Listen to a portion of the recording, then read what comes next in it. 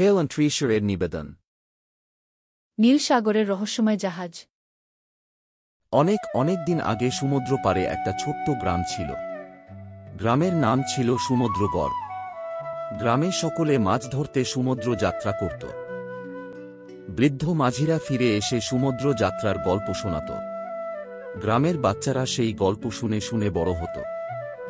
সেই গ্রামে সবথেকে বৃদ্ধ মাঝি ছিলেন শরৎ খুড়ো। সে এক রহস্যময় জাহাজ দেখেছিল মাঝ সমুদ্রে।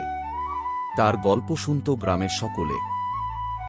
একসময় বঙ্গোপসাগরের শান্ত জলে একটি রহস্যময় জাহাজের কথা ছড়িয়ে পড়েছিল।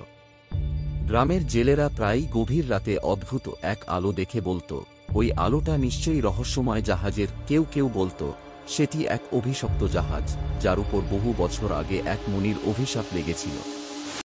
সেই গ্রামে অনিরুদ্ধ নামে একটি ছোট্ট ছেলে ছিল। সে সব সময় সমুদ্র যাত্রার কথা ভাবত। গ্রামের সবাই তাকে ডাকত নীল নাবিক বলে। দেখতে দেখতে অনিরুদ্ধ বড় হতে লাগল। সে মিতালি পাতালো নদী আর আকাশের সাথে। আর তার আরও একজন বন্ধু ছিল শরৎ খুড়ো।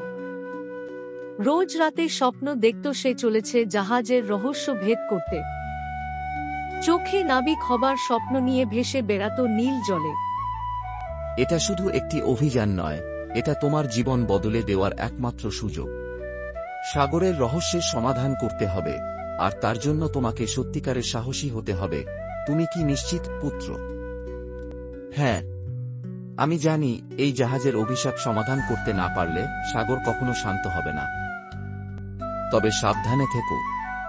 অনেকের জীবন এই সাগরের রহস্যে হারিয়ে গেছে। আমি ভয় পাই না, আমি শুধু সঠিক পথে যেতে চাই।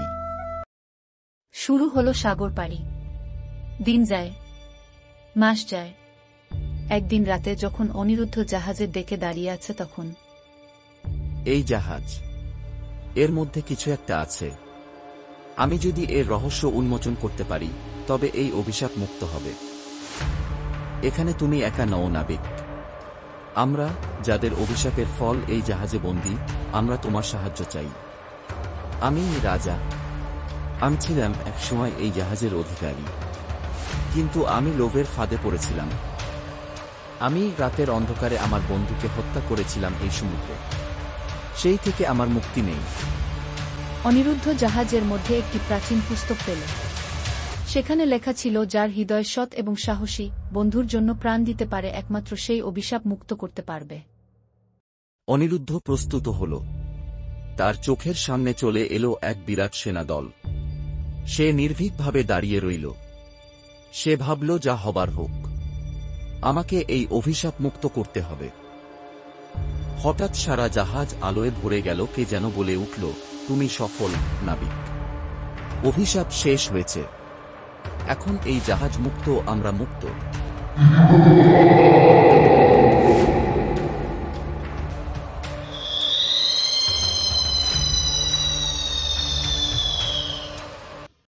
তুমি ফিরে এসেছ। আমি জানতাম তুমি পারবে। তোমার অভিজ্ঞতা থেকে আমরা সবাই শিখব, পুত্র। সাগরের রহস্য, তা শুধু বাহ্যিক নয়, অন্তরেরও। সাগরের শান্তি ফিরে এসেছে, কিন্তু যে সাহস আর সত্যের পথ তুমি অনুসরণ করেছ, সেটি সবসময় মনে রাখব।